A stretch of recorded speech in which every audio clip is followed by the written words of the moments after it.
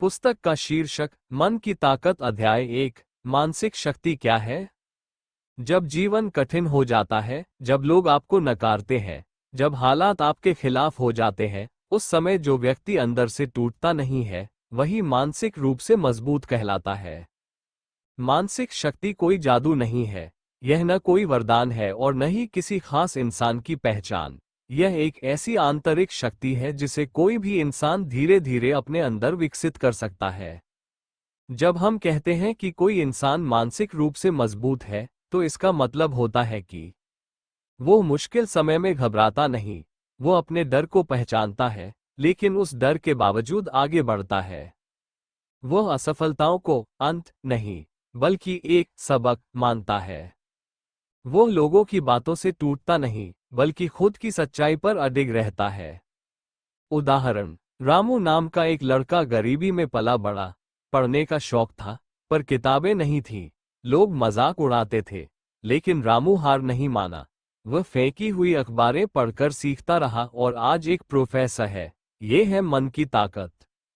अध्याय 2। भावनाओं पर नियंत्रण कैसे रखें। हर इंसान के अंदर भावनाएं होती हैं, गुस्सा, डर, दुख, ईर्ष्या और मोह। लेकिन मानसिक रूप से मजबूत व्यक्ति इन भावनाओं का गुलाम नहीं बनता। वो उन्हें पहचानता है, समझता है और फिर उन पर नियंत्रण रखता है। भावनाओं पर नियंत्रण का पहला कदम है स्वीकृति। जब आप अपने मन की स्थिति को स्वीकार करते हैं, तभी आप उसे बदल सकते हैं। टिप्स: गुस्से में कभी कोई निर्णय न लें। उदासी में खुद को अकेला न छोड़ें। जलन महसूस हो तो खुद से सवाल करें, मैं क्यों असंतुष्ट हूं।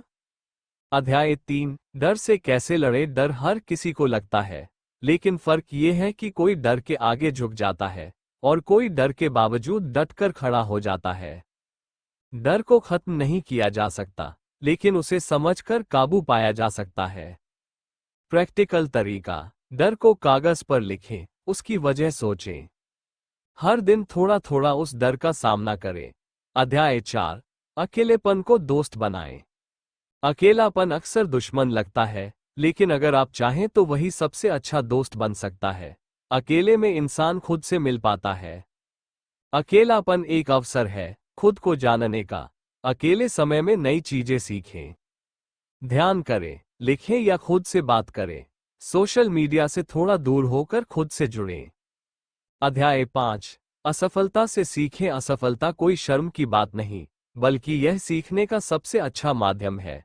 जो हर असफलता के बाद उठता है, वही आगे बढ़ता है। सीखें, असफलता का विश्लेषण करें, उसमें छुपा सबक पहचानें। फिर से कोशिश करें, पर इस बार और बेहतर रणनीति के साथ। अध्याय 6। आत्मा अनुशासन का जादू। मानसिक मजबूती का सबसे बड़ा स्तंभ है आत्मा अनुशासन। जिस व्यक्ति ने खुद को अनुशासित कर लिया, वो किसी भी कठिनाई को पार कर सकता है।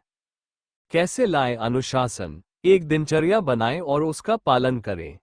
छोटी छोटी आदतों पर ध्यान दें। खुद को समय पर सोने, उठने, खाने और काम करने की ट्रेनिंग दें। अध्याय 7। सकारात्मक सोच की शक्ति। मन जैसा सोचता है, वैसा ही जीवन बनता है। अगर आप हमेशा नकारात्मक सोचेंगे, तो जीवन में कुछ अच्छा घटेगा भी नहीं। सकारात्मक सोच कोई झूठा विश्वास नहीं, बल्कि यह आपकी मानसिक स्थिति को मजबूत करने की कला है। हर परिस्थिति में अच्छा ढूंढने की आदत डालें।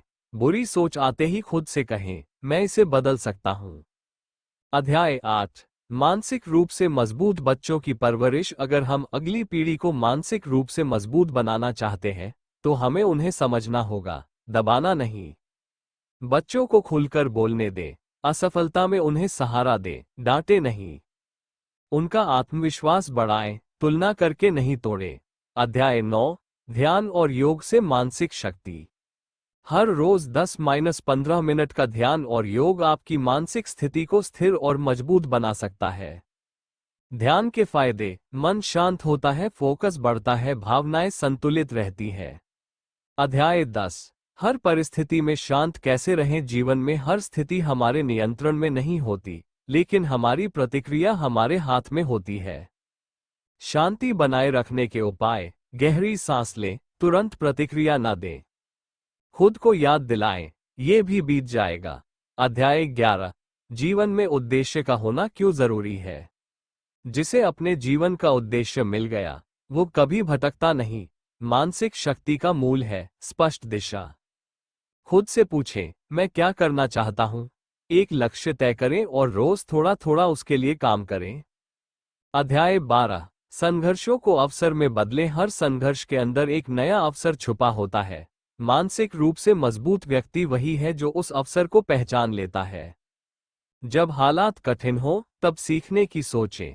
खुद से कहें, ये मौका है खुद को और मजबूत बनाने का।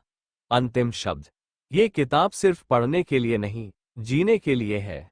हर अध्याय में बताए गए सिद्धांत अगर आप रोजमर्रा की जिंदगी में उतारें तो न केवल आप मानसिक रूप से मजबूत बनेंगे बल्कि एक प्रेरणा भी बनेंगे। याद रखें, सबसे बड़ी ताकत शरीर की नहीं, मन की होती है।